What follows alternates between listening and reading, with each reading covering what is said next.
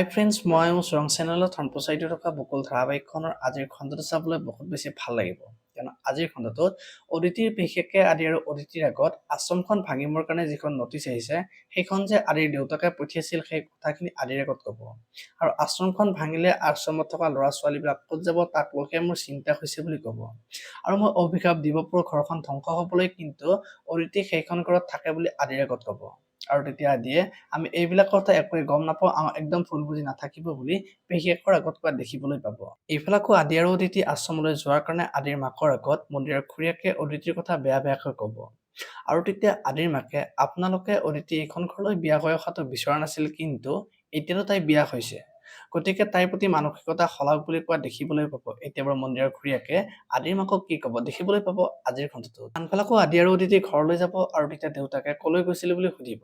আৰু তেতিয়া আদিয়ে আশ্ৰমলৈ যোৱা কথাটো ক'ব আৰু আপুনি আশ্ৰমলৈ নটিচখন পঠিয়াইছে বুলি ক'ব। আৰু তেতিয়া আদিয়ে অদিতিক আপুনি ভাবিছিল নহয় দেউতাই আপোনাক বোৱাৰী হিচাপে মানি ল'ব, কিন্তু এইবিলাক সকলো ভুল।